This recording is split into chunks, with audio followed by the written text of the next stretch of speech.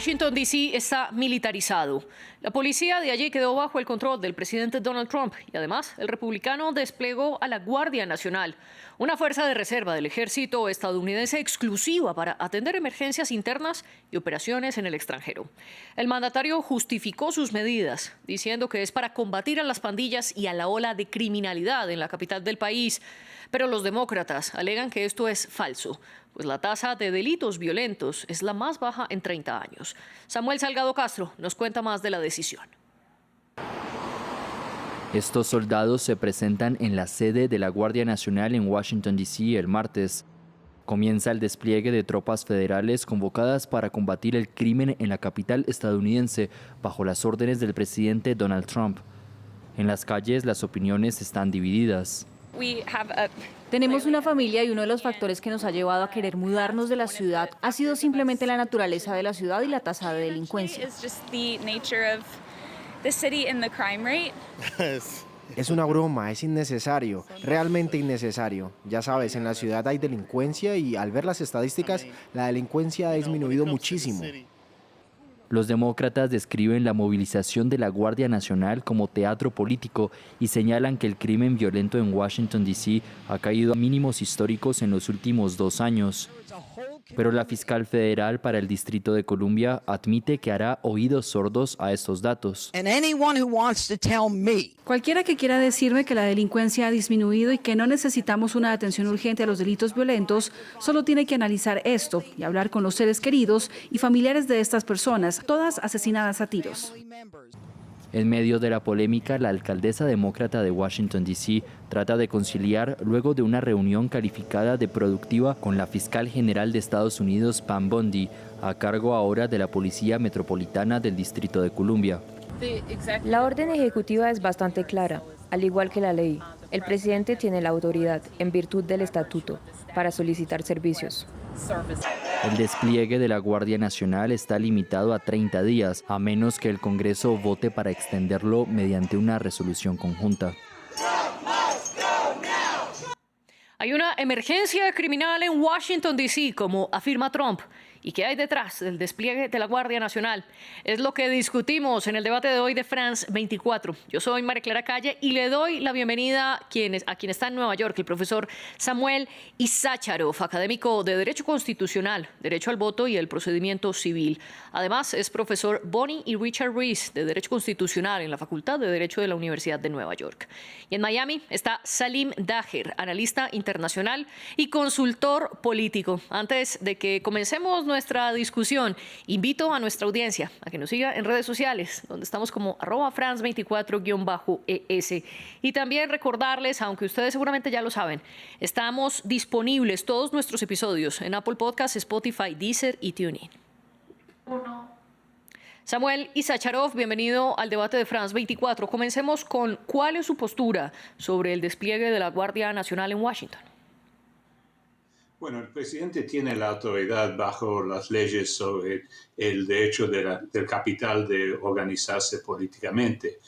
El capital se encuentra bajo el control del Congreso, así que hay que fijarse en las leyes que ha aprobado el Congreso. El problema es que el Congreso dice que en condiciones de emergencia se puede sobrepasar el gobierno local y poner todo en las manos del presidente. Eso se puede hacer por 2 días y después el presidente tiene la obligación de informar al Congreso y puede tomar esas responsabilidades por 28 días más. El problema con esta ley y con muchas no dice qué es una emergencia. Y en general eso se usa solamente cuando hay un huracán o hay un terremoto o algo de ese estilo, o quizás en 2001 cuando hubo los ataques contra los Estados Unidos.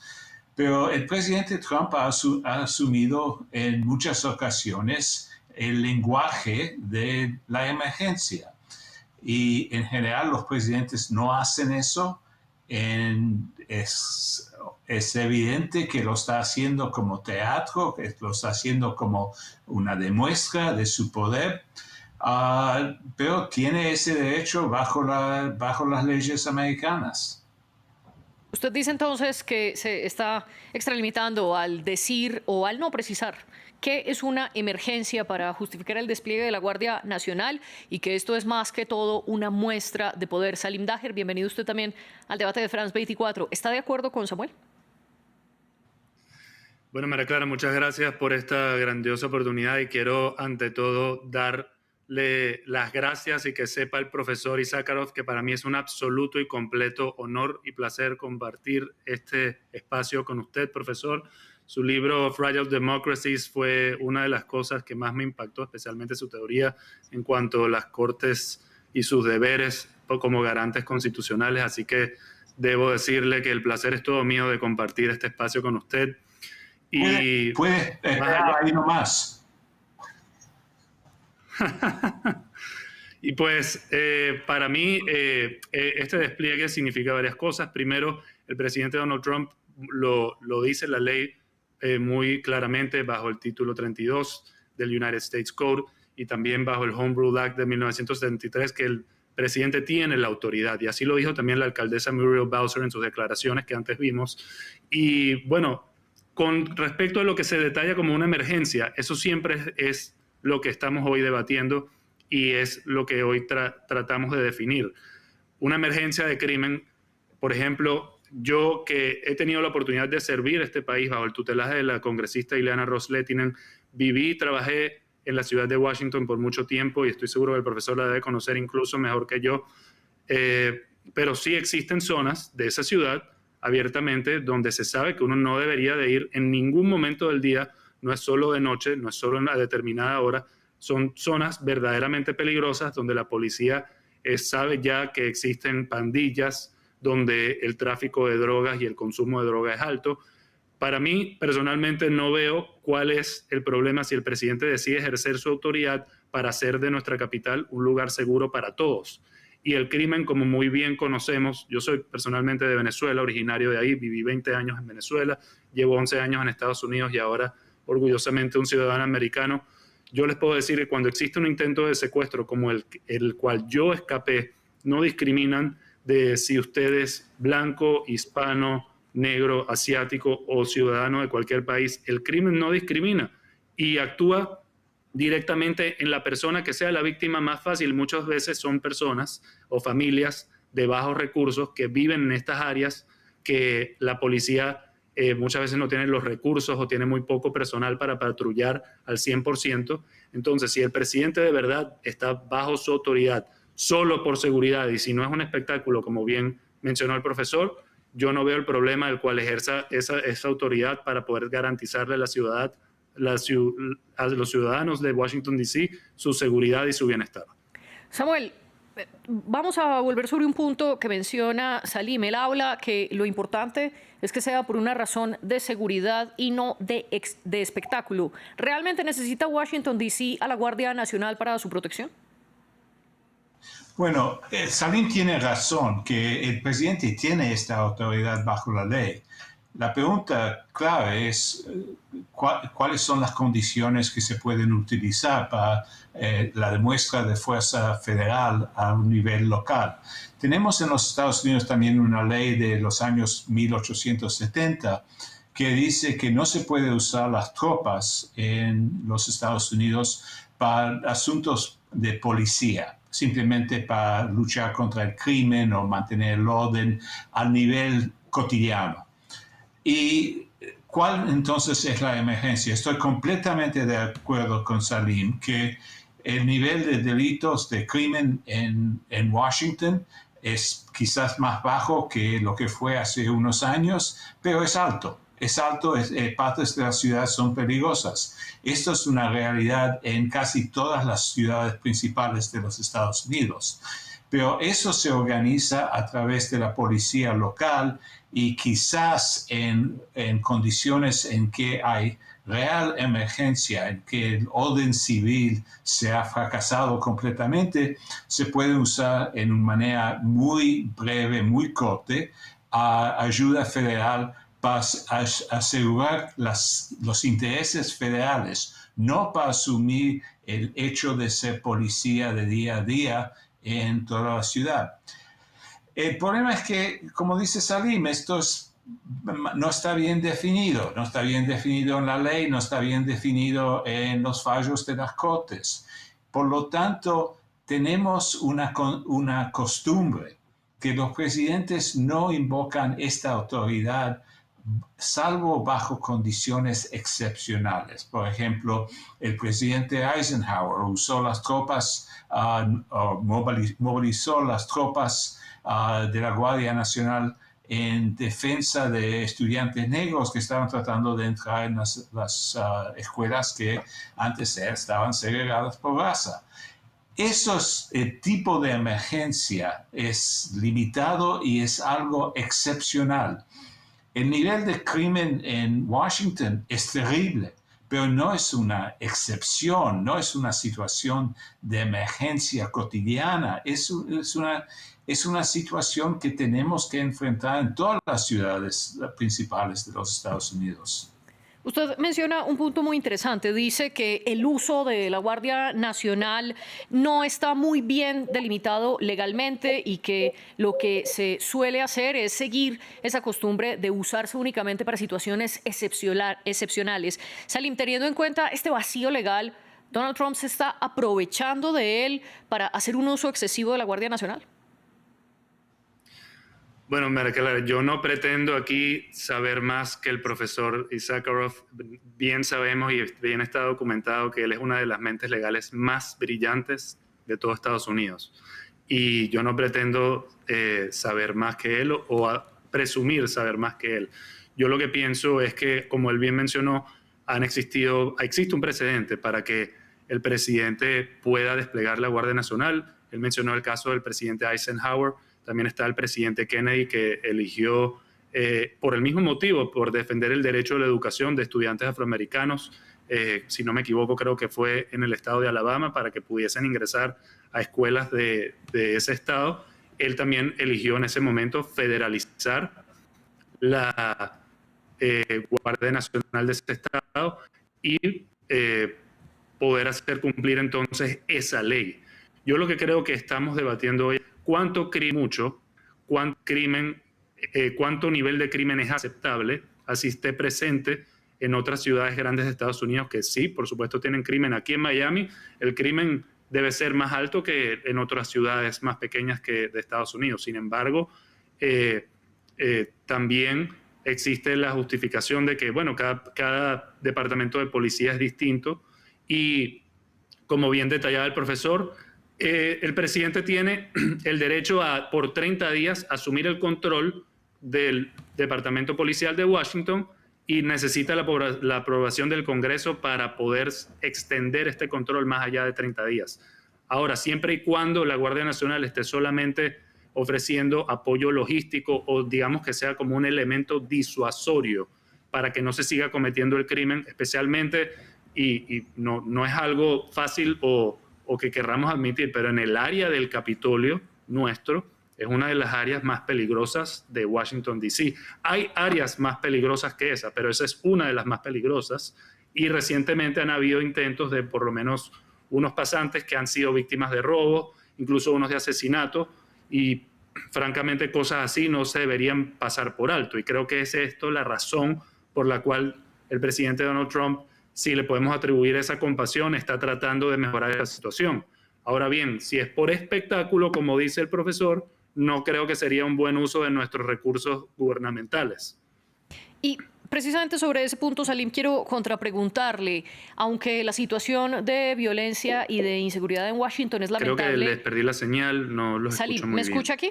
¿Me escucha mejor? Ahora sí. Ahora sí. Si bien la situación de inseguridad y violencia en Washington es lamentable, llega a ser tan excepcional como para que Donald Trump tome el control del Departamento de Policía y además despliegue la Guardia Nacional.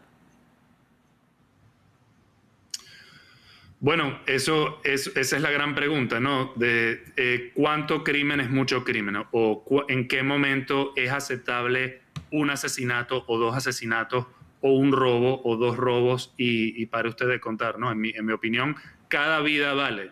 ¿no? Y yo creo que siempre y cuando, de nuevo, repito, sea por el bienestar verdadero de los ciudadanos, que de verdad cualquier tipo de asesinato o crimen se pueda detener y no siga ocurriendo, si este es el objetivo, no veo el problema. Ahora bien, si a pesar de que se despliegue la Guardia Nacional, no vemos mejoras en las tasas de crimen, ahí sí podemos entonces preguntarnos, ¿se está haciendo bien el trabajo? ¿De verdad se trataba de mejorar el crimen o era solamente un acto político? Porque hay actos de seguridad nacional, hay actos gubernamentales o actos plenamente políticos. Y está por verse entonces si de verdad este despliegue será un acto político o un acto que de verdad proponga soluciones. Profesor Samuel, usted mencionaba algunos ejemplos históricos del despliegue de la Guardia Nacional en Estados Unidos. Yo sumo unos más recientes. En el huracán Katrina, el gobierno de ese momento, en 2005, desplegó 51.000 agentes de la Guardia Nacional, mientras que en la primera presidencia de Donald Trump, el republicano, hizo la misma orden para desplegar 75.000 agentes de la Guardia Nacional en diferentes estados del país ante las protestas por el asesinato de George Floyd. Ahora vemos una cantidad diferente. Vemos, por ejemplo, 5.000 agentes de la Guardia Nacional, no en el caso de Washington, sino en el caso de Los Ángeles a inicio de verano, para que trabajaran de manera conjunta con la Agencia de Migración ICE. Pero a propósito de esta comparación y de las últimas veces que se ha desplegado la Guardia Nacional, quiero preguntarle, profesor Samuel, si acaso se está convirtiendo en una herramienta política, especialmente de Donald Trump. Bueno, el problema es lo siguiente, que ningún nivel de crimen es aceptable. Si uno es víctima de un crimen, es una ocasión horrible para la víctima, para la familia, para todo eso. Es por eso que tenemos policía, es por eso que tenemos organización a nivel local de mantenimiento de la seguridad pública. Estas leyes que dan a un presidente el poder excepcional son leyes de la excepción, no son las leyes de lo que pasa todos los días.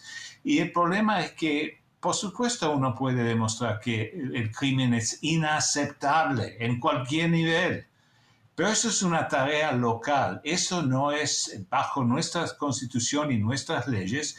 Eso no es una ocasión para un presidente para usar las Fuerzas Armadas dentro del país. Es por eso que tenemos una ley que ya tiene 150 años que dice justamente eso, el acto de lo que se llama posse comitatis, que no se pueden usar las tropas para las obligaciones policíacas cotidianas. Y por lo tanto uno pregunta, ¿por qué lo está haciendo ahora? ¿Cuál es el riesgo?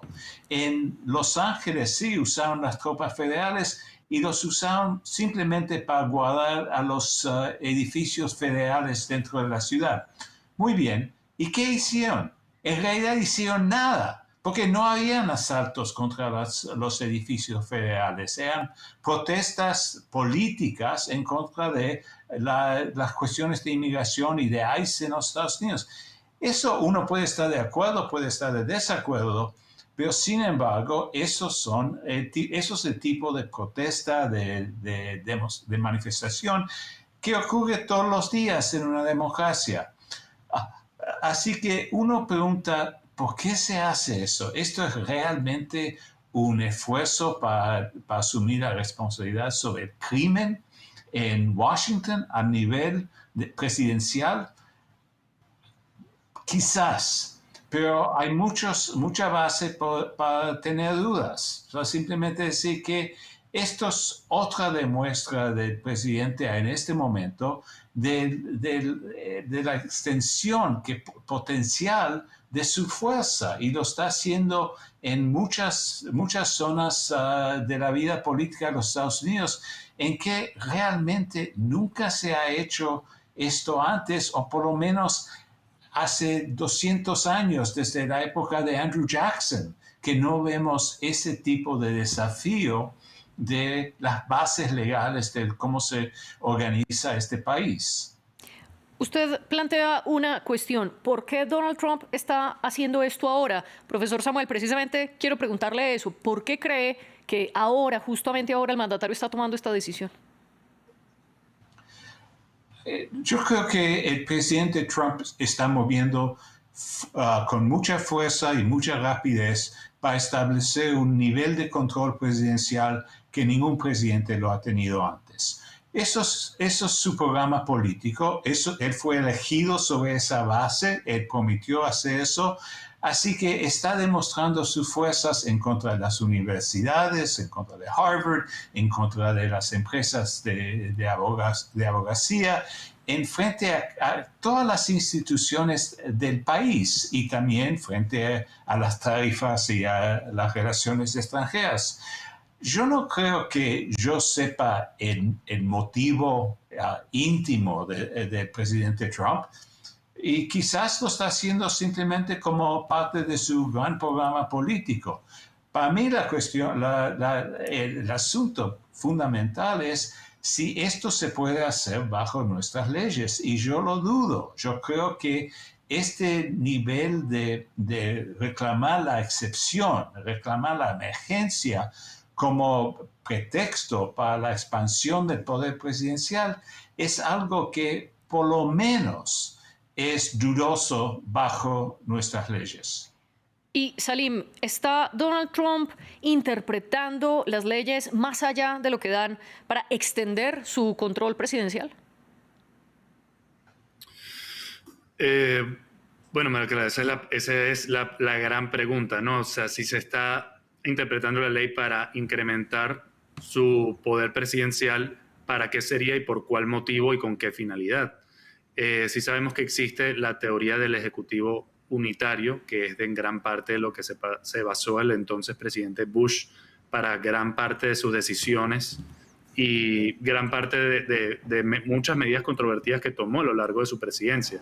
Se podría argumentar, y que el profesor, por supuesto, me corrija, que él puede, Donald Trump, hacer lo mismo bajo esta teoría. Sin embargo, si volvemos al tema más altruista o utilitario, cuál es el motivo y si el motivo es garantizar la seguridad ciudadana de todos los residentes de Washington, D.C.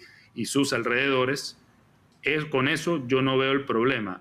Ahora bien, si no es por garantizar la seguridad de todos por igual, porque no existe solamente la seguridad para quienes trabajan en el Capitolio, porque la gente que trabaja en el Capitolio también vive y hace su vida fuera del Capitolio. Si no es por este motivo, pues ya entonces yo diría que no está justificado.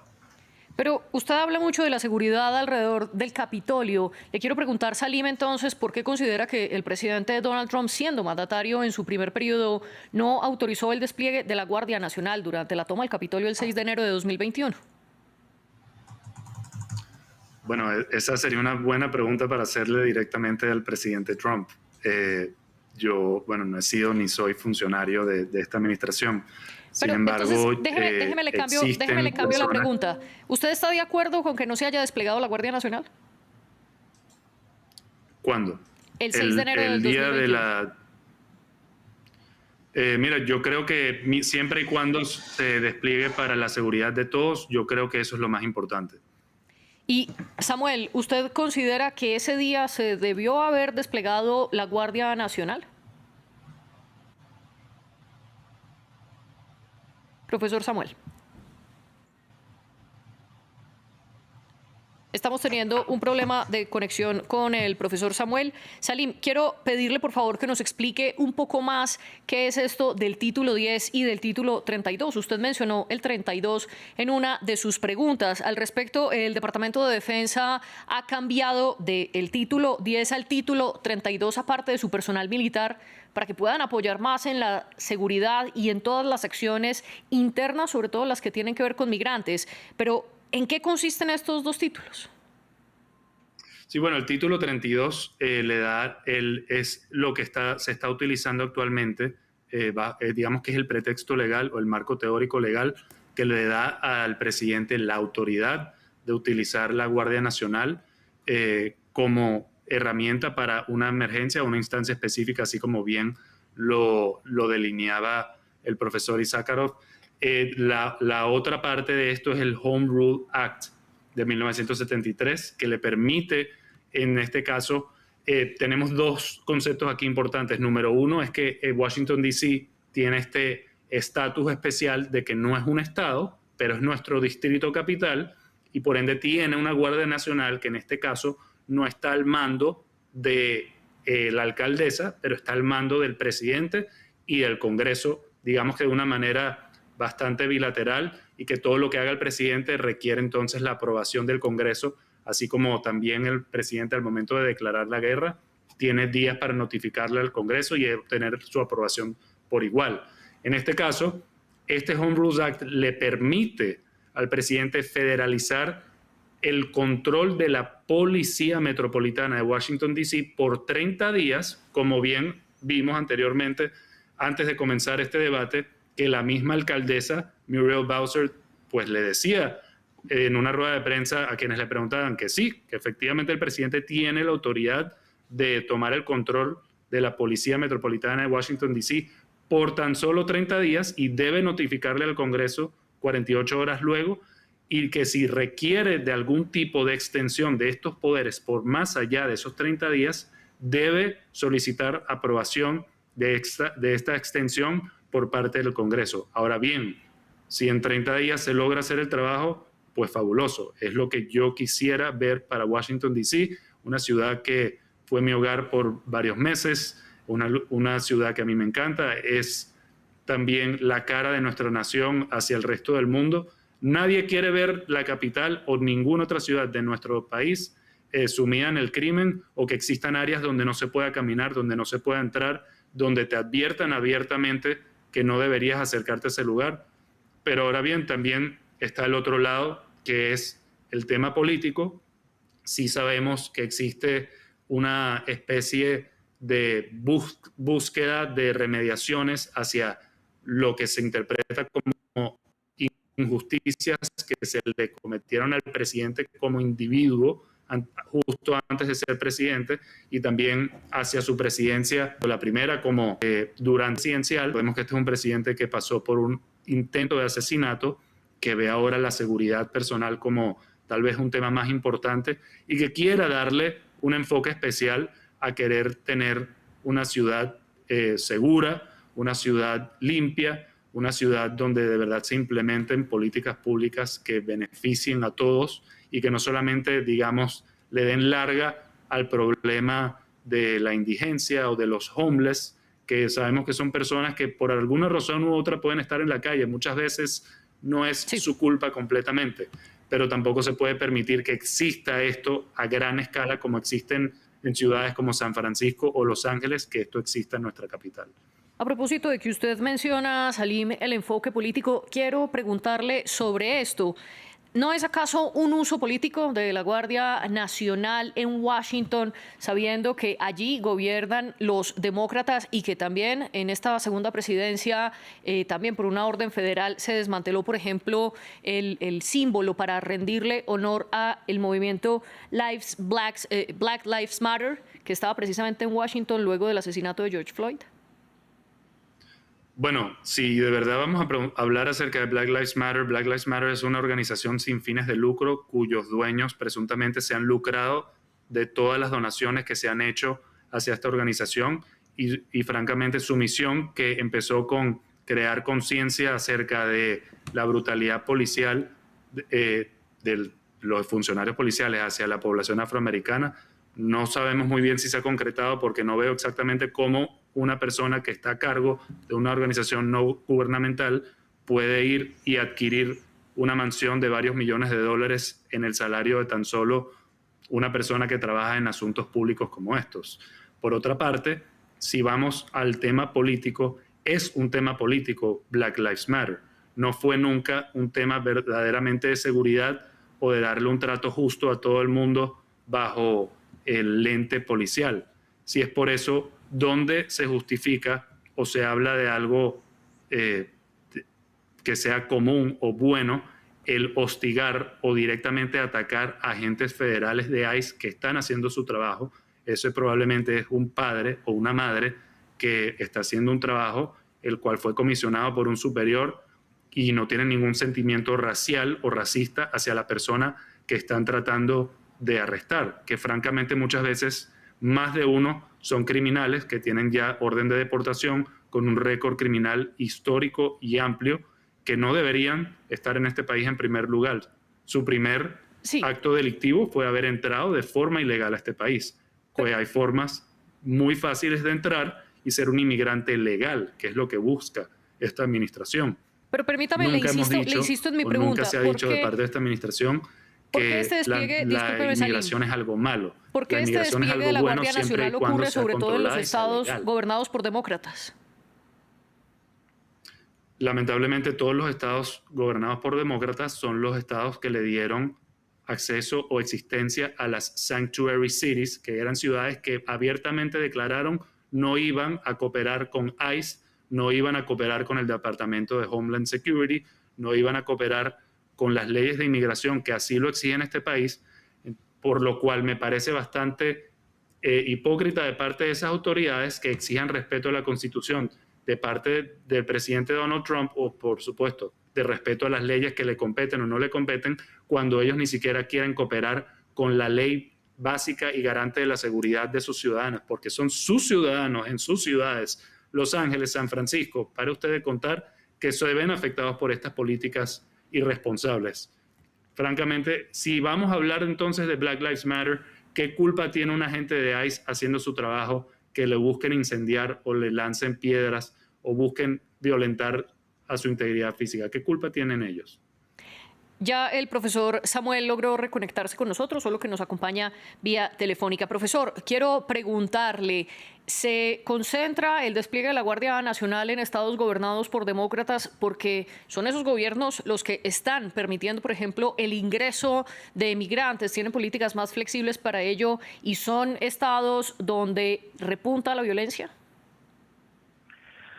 Sí, hay oposición política en los estados democráticos, pero uno siempre tiene que tener cuidado cuando hay dos razones que se presentan por la misma cosa.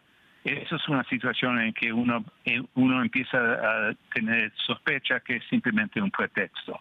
Así que primero hay una emergencia de crimen en Washington, D.C., segundo, hay los asuntos de la inmigración, de la resistencia a ICE en varias comunidades.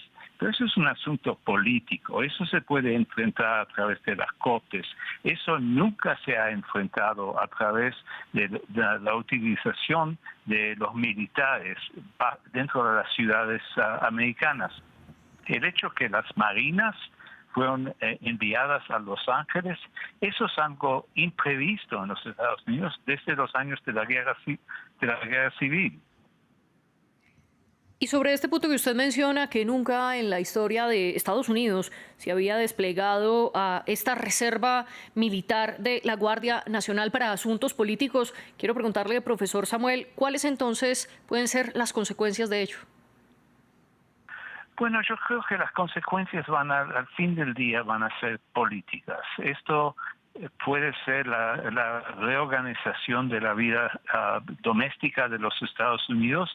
Eso puede llegar a una ruptura dentro del Partido Republicano entre los que desean más orden y los que desean más libertad. Esto lo vamos a ver cómo se juega, pero por el momento, lo único sobre lo cual yo puedo opinar es si hay una base legal para hacerlo. Y las bases legales son muy débiles, porque cada vez se dice, bueno, esto es una emergencia, esto es una situación excepcional. Eso no es así bajo nuestra ley. Bajo nuestra ley hay que someterlo a través de las organizaciones de la vida doméstica dentro de cada ciudad, de cada estado. Es una cosa en Washington, porque Washington es una zona autónoma, no es bajo ningún estado, por lo tanto se organiza bajo el poder federal y el presidente tiene más autoridad en Washington que tiene en otras ciudades del país. Pero cuando se hace esto solo en las zonas democráticas, uno empieza a pensar que esto es un show político. Y si hay vacíos en esas bases legales, profesor Samuel, ¿por qué no se corrigen? Y sobre todo, ¿por qué no se corrigieron desde la administración Bush, donde también se utilizó un poder del Ejecutivo para combatir el crimen después del atentado contra las Torres Gemelas? ¿Por qué esos vacíos no se subsanan? Bueno, eso no fue un crimen, eso fue un acto de terrorismo, eso fue un asalto lanzado de fuera de los Estados Unidos. Eso siempre ha sido el rol del gobierno federal, de protegernos, proteger a los ciudadanos en contra de un ataque extranjero. Eso no fue, el ataque fue excepcional, pero la respuesta que sea una cuestión militar era nada, en ningún momento era difícil. Tampoco fue difícil en 1812 cuando los ingleses atacaron a Washington, D.C. Eso fue una respuesta del gobierno federal a través de las tropas del gobierno federal. Lo que estamos hablando hoy día no es un asalto de afuera, es simplemente un desorden en algunas ciudades a través de protestas o más allá, simplemente un nivel de crimen que puede ser inaceptable. Eso no es la base para usar las tropas federales bajo las leyes americanas. Profesor Samuel Issacharov y Salim Daher, gracias por acompañarnos en el debate de France 24, un programa producido por nuestra jefe de edición Laura Garzón y nuestra jefe de invitados Tania Herrera. Ustedes sigan con nosotros.